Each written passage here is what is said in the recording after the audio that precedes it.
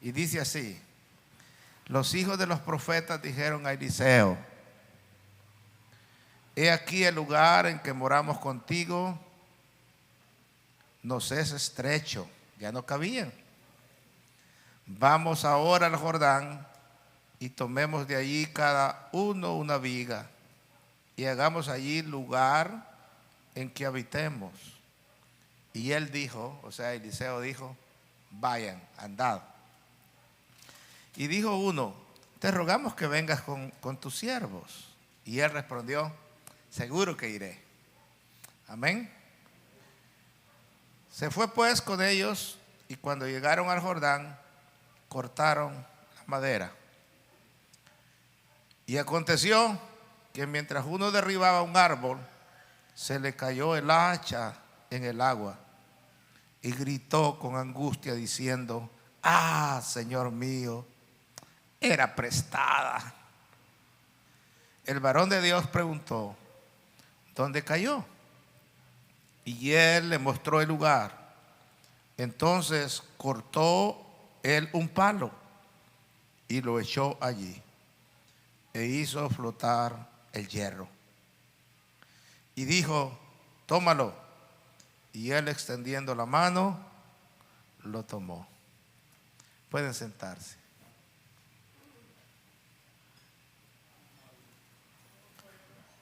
Hermanos y amigos, en la vida del profeta Eliseo encontramos a menudo episodios bastante raros. Y este es un hombre que, como cumpliendo aquella petición que hizo a Elías: quiero la doble porción de tu espíritu. Nosotros nos ponemos a contar los milagros extraordinarios que hizo Elías, y son unos 7 milagros registrados. Eliseo hizo unos 14, doble de lo que Elías hizo. Y cuando digo que hay episodios raros, por ejemplo, encontramos en el capítulo 2 de Segunda de Reyes, cuando había un agua mortífera que originaba abortos e infecundidad en las mujeres. Vino Eliseo y echó sal al agua del manantial, y el agua fue sana. En Gilgal, por ejemplo, durante la hambruna, se encontró que había muerte en la olla. Capítulo 4 de Segunda Reyes. Eso fue por causa de una hortaliza salvaje no comestible que le habían echado al caldo. En esa situación, Eliseo echó harina en la gran olla y no hubo más mal en aquella olla. Se sanó el alimento y lo pudieron consumir. En esta historia, uno de los hijos de los profetas perdió su herramienta de hierro mientras estaba trabajando allí en el río Jordán. Se le cayó al río y se hundió. Eliseo echó un trozo de madera al agua, el cual normalmente debería flotar sobre el agua, pero en realidad lo que flotó fue el hierro. Venció la gravedad y aquel hierro flotó sobre el agua.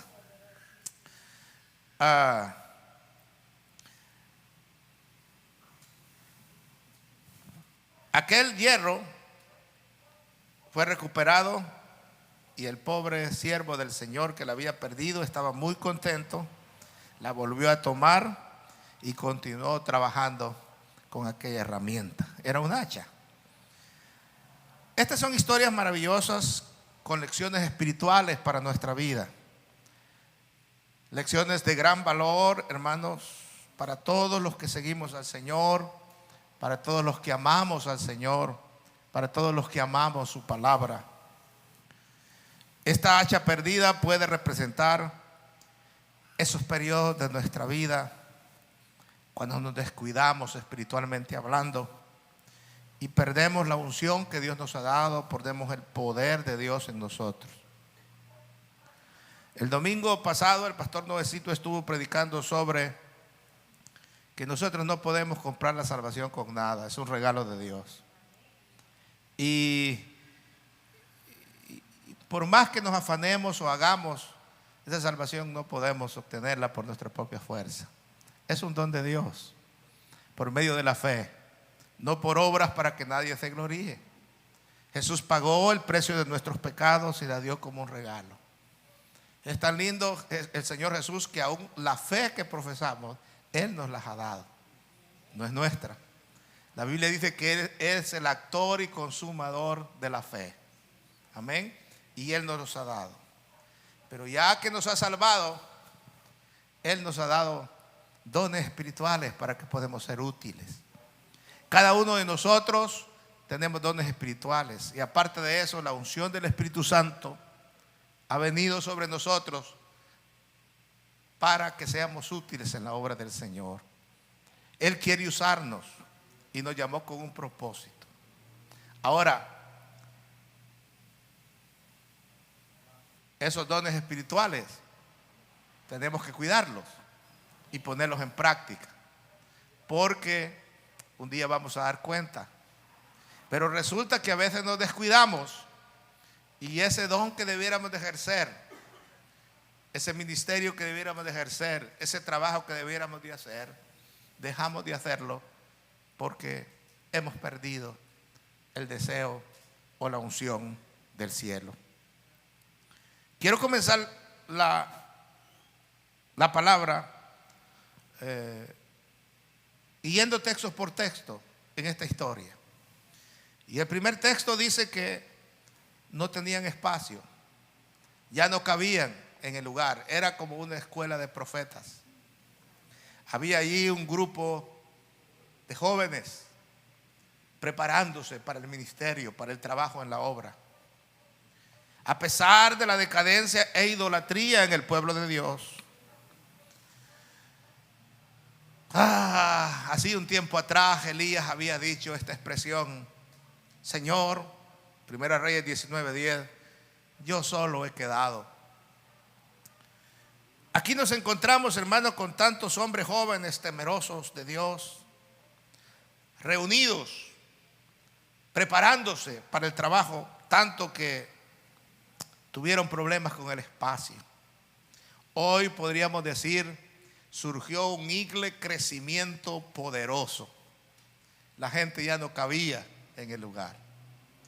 Había venido una manifestación de Dios que había puesto en el corazón de estos muchachos servirle al Señor, prepararse para ser profetas de Dios, y ya no cabían en el lugar.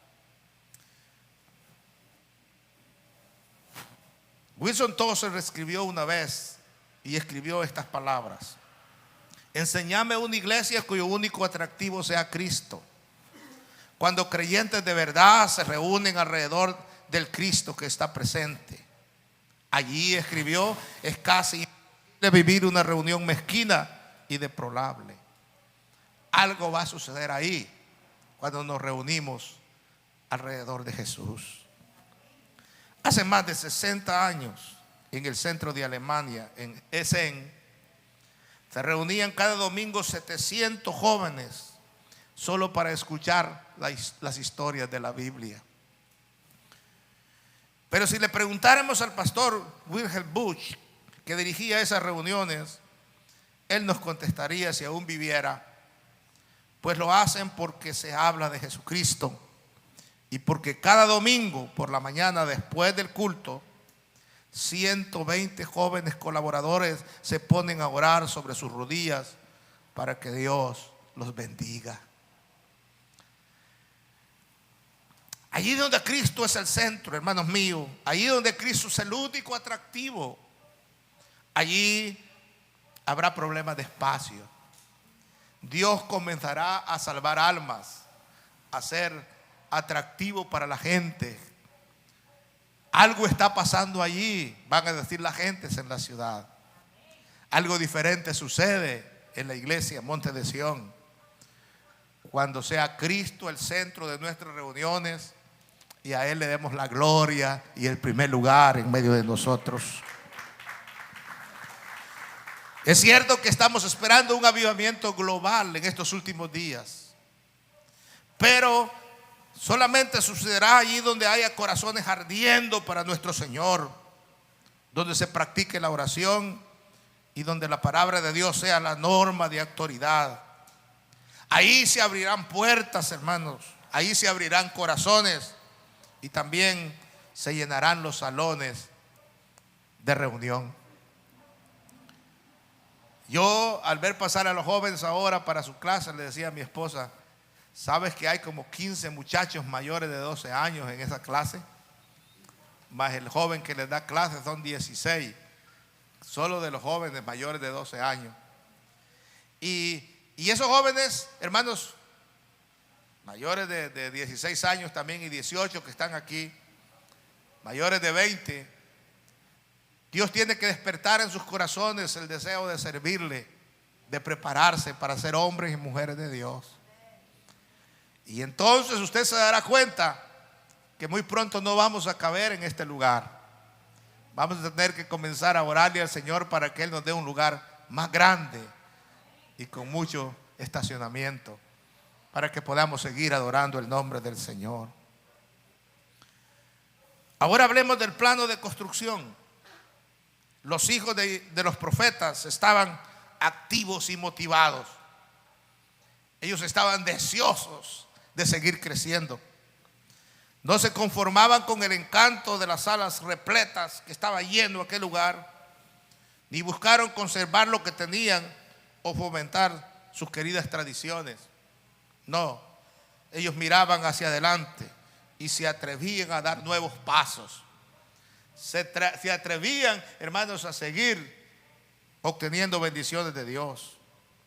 Ahora hay algo que tenemos que ver en esa historia, que aunque ellos estaban motivados y su corazón estaba lleno de deseo de servir a Dios, no actuaban como les daba la gana, sino que buscaban consejo con los hombres de experiencia, y en este caso con el profeta Eliseo.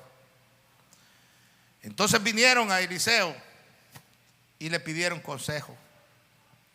Cuando nosotros leemos acerca del hijo de Salomón, el gran rey de Israel sabio, nos damos cuenta que Roboam cometió un error grandísimo. Él no quiso buscar el consejo de los ancianos, sino que quiso buscar el consejo de los mismos jóvenes, el cual le aconsejaron mal, y el reino terminó rompiéndose en dos.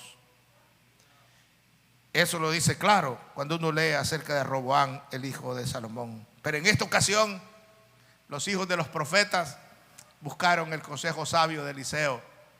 Y por supuesto, Eliseo los apoyó. Número 3, veamos el solar para la construcción. No escogieron una finca cercana, sino que le sugirieron a Eliseo ir al Jordán y comenzar allí una nueva obra junto al río Jordán. Por allí había pasado el arca del Señor hacía muchos siglos, abriendo el camino a la tierra prometida, y después de pasar quedaron sepultados en su lecho 12 piedras como símbolo para el pueblo de Dios. Allí también Naamán el sirio había sido sano al sumergirse en las aguas del Jordán. En esta escena, hermanos, hay un bello ejemplo de lo que es trabajar por el Señor. Lo que es trabajar con el Señor con una actitud espiritual y consciente de haber muerto en la carne y vivir para Cristo.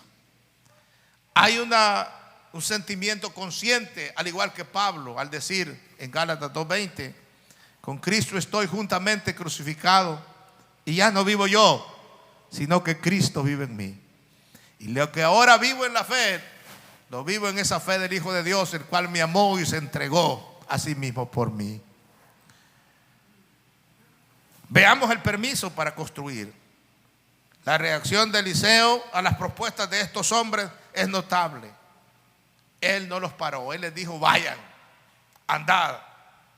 No frenó su celo, no menguó su valor, ni les avisó de los posibles peligros, sino que parece que se alegró él al ver aquel celo y aquella confianza, de aquel deseo de aquellos muchachos.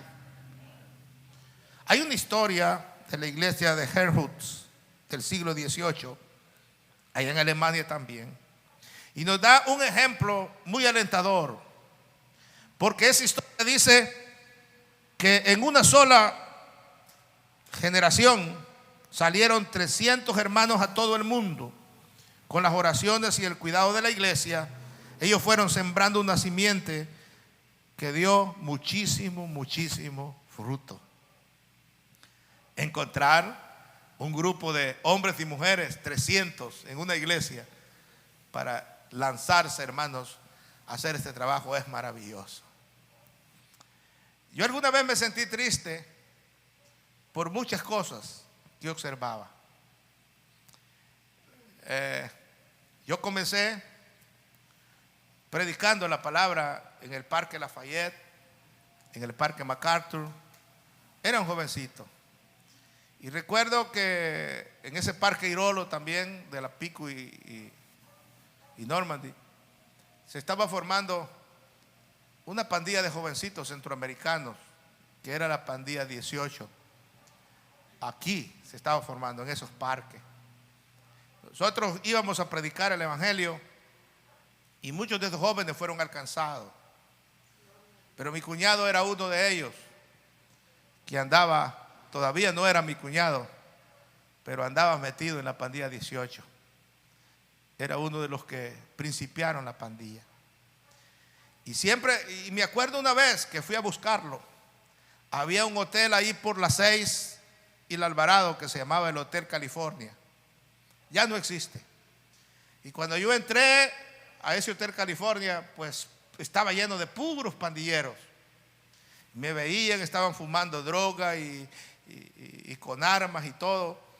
Y yo iba buscándolo a él y subí hasta el tercer piso y allá lo hallé fumando droga con otros pandilleros. Y le dije: vengo por ti, vengo a sacarte para llevarte a la iglesia. Logramos llevarlo a la iglesia por un tiempo, pero después él recayó de nuevo y anduvo en sus malas andadas. Cuando yo regresé a El Salvador, que tuve la oportunidad de ir, hermanos, después de algún tiempo, bastantes años, me di cuenta que en El Salvador había crecido mucho la pandilla 18. Para ese entonces ya se había formado la pandilla MS, aquí también en Los Ángeles. La MS salió de la pandilla 18. Y nomás que la MS era un poco más criminal, se mataban más, eran más tremendos aquí. Y llegué a El Salvador, yo comencé el ministerio, hermanos, y nosotros ya teníamos como 15 años de estar en la iglesia y teníamos 25 miembros activos. Y fui y allá me di cuenta que ya habían deportado de aquí. La policía comenzó a perseguir a esos muchachos pandilleros y los deportó para nuestros países. Y allá llegaron y hallaron, después de la guerra, hallaron un terreno fértil como para reclutar a más muchachos, ¿verdad? Que habían quedado perdidos padres por la guerra, que habían quedado desamparados, que estaban en la vil pobreza, y entonces hallaron un terreno fértil para conquistarlo. Y pregunté: ¿cuál es la estadística de los pandilleros en El Salvador? Me dijeron: de la pandilla 18 y de la MS hay 30,000 pandilleros para ese entonces. Yo me quedé muy triste y dije: Señor, yo he estado 15 años predicando tu palabra y tengo 25 pelones ahí. Y estos en el mismo tiempo tienen 30,000. ¿Cómo lo hicieron, Señor? Fue mi pregunta. El Señor habló a mi corazón y me dijo: ¿sabes una cosa? Estos hipotes no les importa vivir. Ellos están dispuestos a dar su vida por su pandilla, a morirse en la raya. Ustedes no, me dijo el Señor. Ustedes se acomodan. Ellos se mueren y dan su vida y se matan por la pandilla, mientras ustedes están lentos ahí, cómodos. Y Dios me pegó en la cara a mí. Una vez fui a Utah y fui a visitar el centro, la iglesia central de los mormones, donde está Moroni ahí arriba, el ángel Moroni de oro. Y había una misionera, una muchacha mexicana y otra española, y ellos nos guiaron en el tour para enseñarnos todo lo que hay ahí. Y nosotros le fuimos haciendo preguntas y ellas nos evangelizaban según. Pero luego se dieron cuenta que éramos pastores y pues ya hablamos de otra forma, ¿no? Yo le pregunté, ¿y tú qué haces aquí? Principalmente a la española. Y me dijo, yo estaba estudiando en la universidad, pero en la iglesia mormona nosotros tenemos que prestar servicio de evangelismo por lo menos 6 meses seguidos, todos los días. Entonces dejé la universidad y yo escogí prestar servicio aquí en Estados Unidos. Lo mismo me dijo la mexicana, jovencitas. Y le pregunté y le dije, ¿ellos te costean los gastos? Y me dijo, no, son con mis ahorros y mis papás me ayudan para que yo pague el hospedaje y pague mi comida y todo, esos 6 meses. Y esos muchachos que usted ve vestidos de blanco, la camisa y pantalón negro, hay por las calles evangelizando, se han dejado las universidades, han dejado sus trabajos y se han venido desde no sé dónde a andar, según ellos, evangelizando por 6 meses, hermano. Ya si después de quieren quedar más, ya es asunto de ellos. Y le dije, Señor, ellos que no tienen la verdad del evangelio han crecido tanto, y a nosotros cómo nos cuesta crecer otra vez, porque Dios tiene que despertar en cada uno de nosotros ese don que ha puesto en nuestra vida y que hemos descuidado de una o de otra razón. Aleluya. Surgió una petición poco vista. Te rogamos que vengas con nosotros, le dijeron al hombre de Dios, al anciano, al profeta. Casi nos dan ganas de decir que suena demasiado bien para ser verdad, que jóvenes activos no quieran trabajar solos, sino unidos a las generaciones mayores. A veces pasan en las iglesias que los viejos no apoyan a los jóvenes y los jóvenes tampoco apoyan a los viejos. Cada quien trabaja por su lado y pasa en las iglesias. Pero en esta ocasión no, había un avivamiento poderoso donde los jóvenes se sentían felices de aguantar a los viejos, porque nosotros los viejos somos raros a veces. Tenemos tradiciones, tenemos cosas que no nos gustan, y cuando los jóvenes hacen lo que les gusta a ellos, comenzamos a criticarlos nosotros, ¿verdad? Ellos debieran de ser así, criticarnos a nosotros y juzgarnos, pero somos nosotros los viejos que ponemos un ejemplo negativo. Para que una iglesia pueda crecer tenemos que unirnos todos, hombres, mujeres, jóvenes y niños, para un trabajo especial. Sabía que Dios puede usar hasta los niños para su gloria. El varón de Dios, mayor y lleno de experiencia, no le frenó ni le reprochó su poca experiencia en la edificación del local. Él dejó que ellos trabajaran, llenos de vigor y con deseo que hicieran el trabajo para Dios. Estaba dispuesto no solo a dejarlos ir, sino también a ir con ellos. Con razón el salmista escribió en el Salmo 133, versículo 1: mirad cuán bueno y cuán delicioso es habitar los hermanos juntos en armonía, porque allí es donde envía el Señor bendición y vida eterna. Es ahí cuando estamos juntos haciendo el trabajo para Dios, sin importar que yo sea un viejo gruñón. El joven lleno del Espíritu Santo me soporta a mí.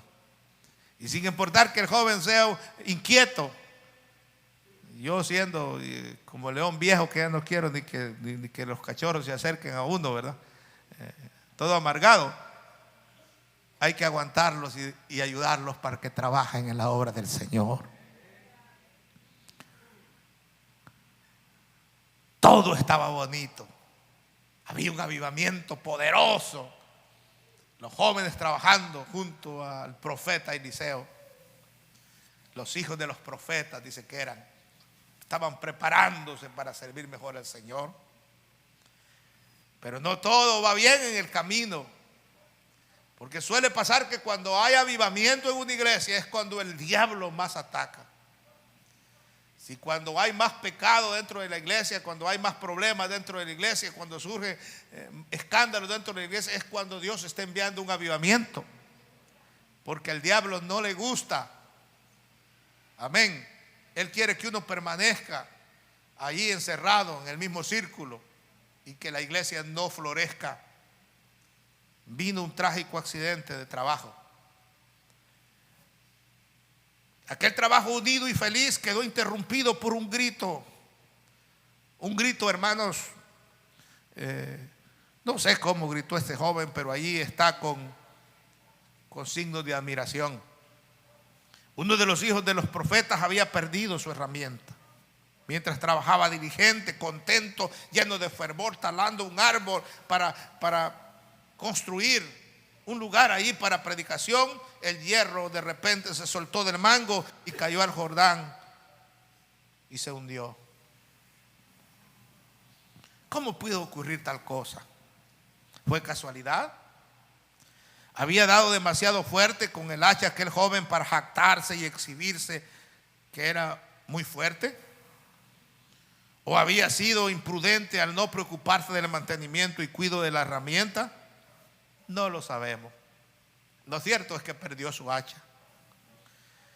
Pero lo que está claro es que había tenido la capacidad de seguir con su trabajo.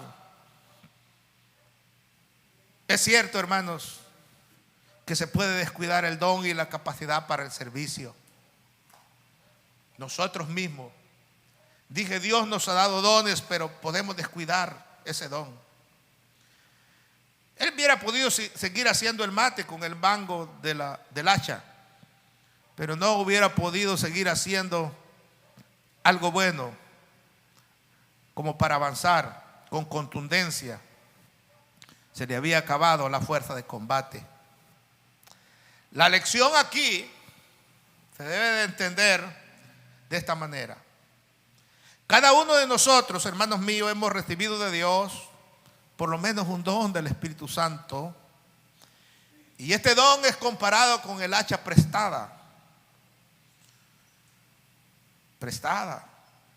Porque ese don Dios nos lo ha prestado. Sí. Ese don que usted tiene, esa habilidad para que usted le sirva, viene de parte de Dios. Y allí hay al menos 3 grandes peligros cuando tenemos que tratar con un don de Dios, cuando Dios quiere usarnos. Escuche, número 1, un hacha puede oxidarse. ¿Cómo se oxida un hacha? Eso ocurre cuando uno deja de trabajar con ella. Si usted la deja tirada por ahí y descuidada y hasta le cae agua y llovida, esa hacha, ese hierro se va a oxidar. Si dejamos de funcionar, si dejamos de trabajar en la obra de Dios, se nos va a oxidar el don que Dios nos ha dado. Algunos, dice la Biblia, que entierran el don, como los talentos, ¿verdad? La parábola de los talentos. Dios les da un talento, lo agarran, qué sé yo, por miedo, por negligencia, lo entierran. Por eso Pablo exhorta al joven Timoteo y le dice: Timoteo, no descuides el don que hay en ti, por favor. 1 Timoteo capítulo 4, versículo 14. No lo descuides. Vive alerta. Dios te ha escogido para algo. No lo eches a perder. No dejes que se te oxide. No lo descuide. Aquel que no entrena y utiliza sus músculos en la vida normal, aquel que no hace ejercicio, poco a poco perderá su vigor y su efectividad. Esto mismo puede ocurrir en la vida espiritual. Número 2, un hacha puede embotarse, o sea, se le va quitando el filo. Cada vez que uno lo va usando y va trabajando, el filo se va desgastando. Esto ocurre cuando se trabaja con la herramienta, pero sin cuidarla y sin afilarla con regularidad. Entonces el trabajo se hace pesado, se hace inefectivo, se hace una carga, hermano. Trabajar con hachas, hoces o machetes sin filo o embotados cansa más. Significa que pondremos más esfuerzo y avanzaremos más lento. Si descuidamos el tiempo devocional, gente de Dios, si descuidamos la oración, si descuidamos el estudio de la palabra, si descuidamos la asistencia con regularidad a la iglesia, si descuidamos el trabajo en el Señor por estar involucrados en infinidad de actividades, entonces perderemos la fuerza y la autoridad para el servicio. Y número 3, un hacha puede perderse. Y eso es lo que sucedió aquí. La Biblia y la historia de la iglesia están llenos de ejemplos de hermanos y hermanas dotadas, llenas de dones espirituales, pero que se hicieron inútiles para el servicio en la obra del Señor.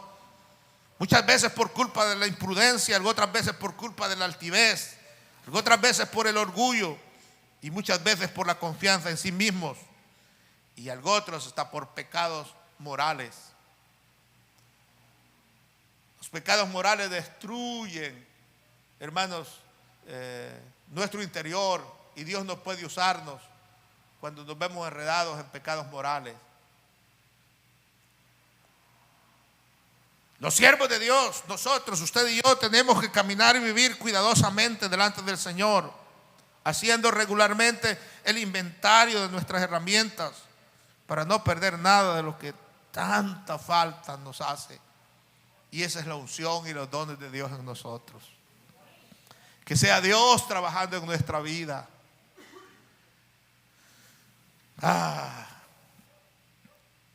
Pensemos en este grito de angustia de este joven. Eliseo era un hombre con el cual uno podía derramar su corazón sinceramente, sin tener que fingir nada ni andar escondiendo, porque era un hombre que sabía dar consejos, un hombre de Dios, un profeta de Dios, un hombre que sabía comprender cuando a uno le pasaba algo, un hombre que sabía entender cuando uno había caído en problemas. Oh, hermanos míos, cuántas penas y males psicosomáticos nos evitamos cuando hay confianza para pedir ayuda a nuestros líderes, cuando derramamos nuestro corazón ante nuestros líderes. Este joven no solo llama la atención sobre sí mismo dando voces, sino que sin rodeo explica cuál era su problema y lo que había pasado. No solamente da gritos y dice: se me cayó el hacha, la perdí, sino que abre su corazón a Eliseo y le dice: Señor mío, era prestada, ni siquiera era mía el hacha. Tenía que dar cuentas al dador. Nosotros tampoco somos los propietarios de los dones del Espíritu Santo recibidos, sino solo administradores somos.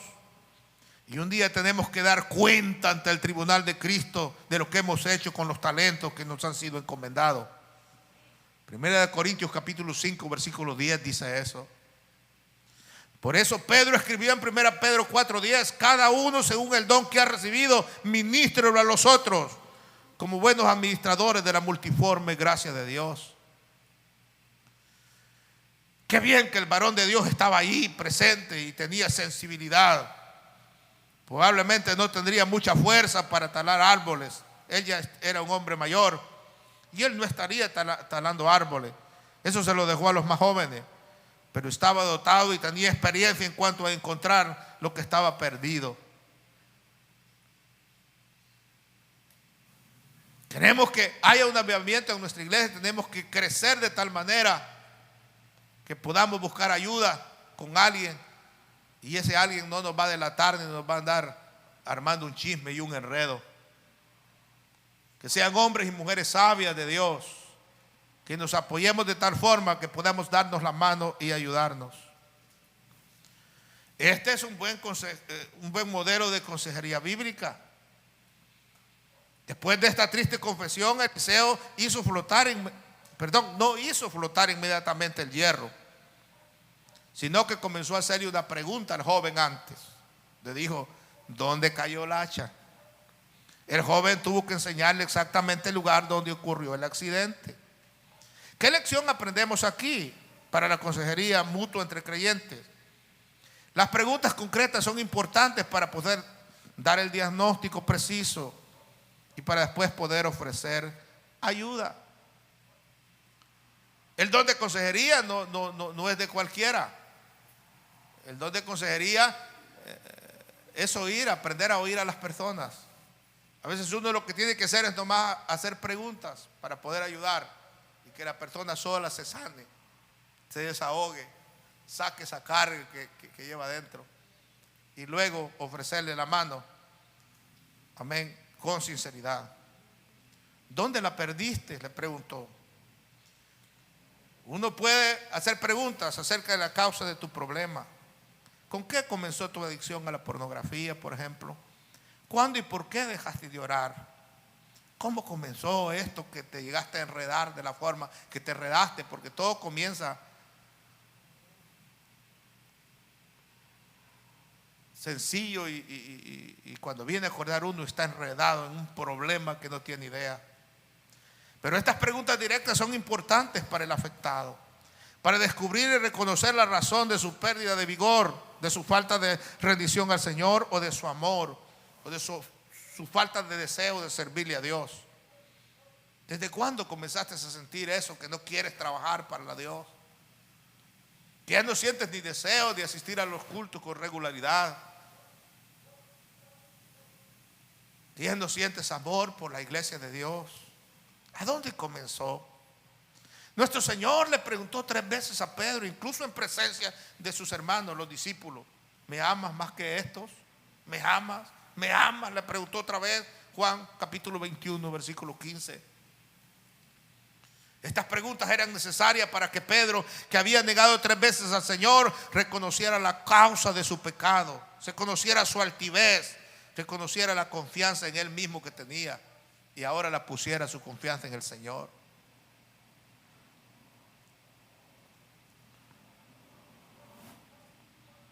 Después de todo esto viene la solución. Gente de Dios, para todo hay solución. No se vaya, no deje al Señor por un problema. No deje al Señor porque ha caído en desgracia, en algún pecado. No se aleje de Dios. En Cristo encontramos solución para nuestras cuitas. En Cristo encontramos solución para nuestras dificultades y problemas, para nuestras caídas. Ahí está el Señor. Hubo solución para este joven. Después de haber puesto en claro la cuestión de la responsabilidad, haciéndole ver Eliseo que él también era responsable, él tenía que ayudar, por lo menos decir a dónde había caído el hacha, y Eliseo pudo echar mano del remedio. Un palo, un trozo de madera, él echó en el agua del Jordán. Y aquel trozo de madera, hermano, quizás se hundió el trozo que no debería hundirse, debía de flotar, y el que flotó fue el hierro, que no debía de flotar también. Y el palo que no debía hundirse tal vez se hundió. Allí sucedió un milagro tremendo. El hacha viniendo en contra de la gravedad, aquel pedazo de hierro, y comenzar a flotar encima del agua sin hundirse. En el monte Calvario, en aquella cruz, fue donde el crucificado tomó sobre sí la amargura de la muerte para volver a traer al Padre lo que se había perdido. Pero también para volver a dar nuevas fuerzas, para traernos gozos a nosotros, pureza y autoridad para el servicio que también se había perdido por causa del pecado. Porque el pecado estorba para poder servir a Dios. Ese pecado nos trata de atar y de encadenar. Por lo tanto debemos de venir al Señor corriendo a decir: Señor, yo quiero servirte. Rompe todo lo que ata mi vida, lo que me tiene estéril. Y ahí viene el estímulo del Señor. En este caso de Eliseo al joven, y le dice: tómala, ahí está sobre el agua flotando. Simplemente extiende tu mano y agarra el hierro. Seguro que el joven sacaría el hacha del agua con un corazón lleno de gratitud, porque no era de él el hacha, tenía que pagarla. Y tampoco no podía seguir trabajando porque se había ido adentro. Y ahora, lleno de gratitud, recoge aquel hierro pero también con una conciencia que él tenía que ser responsable de esta valiosa herramienta.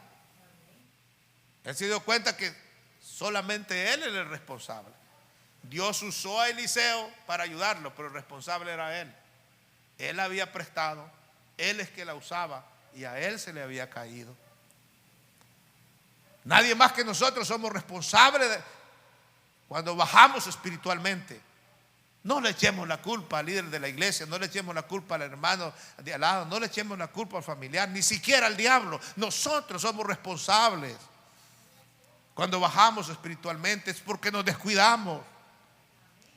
Y en esta lección tenemos que aprender que cuando nos vamos hacia abajo, nosotros somos los que hemos perdido lo que Dios nos ha dado.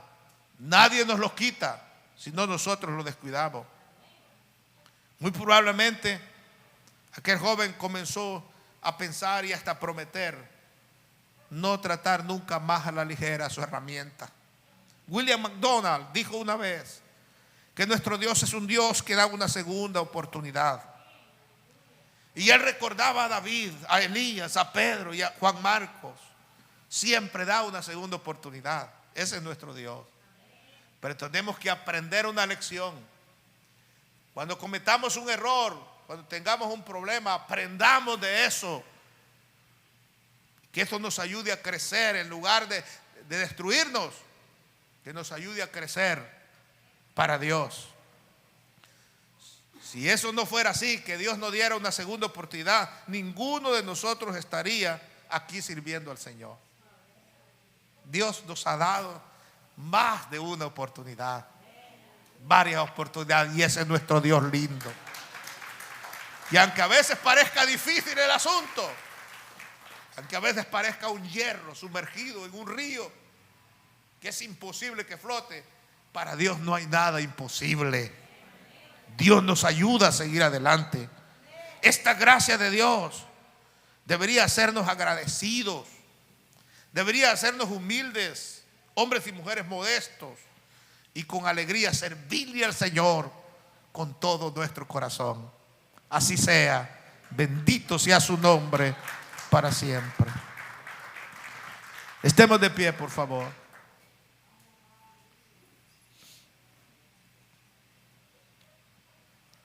Yo no sé si hay alguien aquí que quiera entregar su corazón al Señor. Dios es la solución para nuestros problemas, amigos, amigas. No sé los problemas que tú tengas, pero seguramente los tienes. El simple hecho de vivir en un mundo como el que vivimos nos mete en problemas. El simple hecho de vivir en una carne como lo que tenemos, esta carne es como un imán hacia el pecado y hacia los problemas, hacia las dificultades.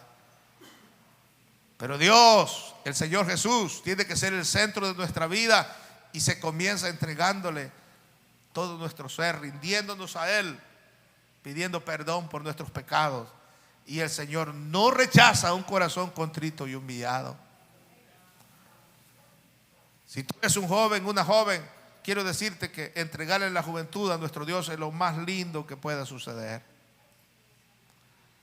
Dios nos guarda de tantas cosas y nos libra y nos ayuda, porque es en la juventud cuando más cabezazos uno pega, cuando más errores comete, y esos errores duelen para toda la vida. Pero con Jesús tendremos seguridad de guianza. Entrégale tu corazón a Jesús. Ahora, si ya tú eres un mayor, con mucha más razón, tú deberías ser un hombre que debería de aconsejar a los jóvenes como Eliseo, de ser un hombre que Dios use, una mujer que Dios use poderosamente para hacer de bendición a todos los que vienen con deseo de trabajar en el Señor. No hay nadie que quiera hacerlo. Entonces oramos. Padre, gracias por tu misericordia. Gracias porque eres bueno, Señor, y gracias por darnos dones espirituales. Gracias por darnos de tu Espíritu Santo. No permita, Señor, que descuidemos el don que tú nos has dado. Que podamos ponerlo en práctica y tú puedas usarnos a todos de una manera especial, Señor. Cada día. Aquí está mi vida. Aquí está nuestro ser. Aquí está la iglesia, Señor, dispuesta para que tú la uses como quieras usarlos. Envía un avivamiento a tu iglesia, Señor, que tú seas el centro de nuestras reuniones, de nuestro trabajo. Que tú seas Jesús, y que muy pronto no quepamos en este lugar, que muchas almas sean salvas, que se escuche en la ciudad que tú estás haciendo algo en medio de nosotros, que milagros suceden. Aleluya, que tu palabra es predicada y que tu nombre es alabado. Aleluya, que nuestra vida, nuestro ser se reavive, Señor, y reciba nuevas fuerzas, para que no descuidemos el don que tú nos has dado. Usa a tu pueblo, por favor, poderosamente. Yo sé que les has dado dones, Señor, a cada uno. Úsalos para tu gloria. Úsalos. Aleluya. Y a los que hemos bajado espiritualmente, ayúdanos a restaurarnos, Señor, a volver a ese primer amor, a ese deseo de adorarte, de servirte, de estar en tu casa. Así sea, Señor, para la gloria de tu nombre. Oro por todos los que están enfermitos en sus hogares. Ahí donde estén, Señor, tu palabra llegue. Dios mío, una palabra tuya basta para que sean sanos. En el nombre de Jesús, nube de sanidad haya sobre sus vidas. Bendito sea tu nombre por los siglos de los siglos, Señor. A ti la gloria para siempre. Te alabamos, Señor Jesús. Gracias por ser nuestro Dios. Amén. Dios me los bendiga. Saluden en el amor del Señor. Y nos seguimos viendo en las siguientes actividades.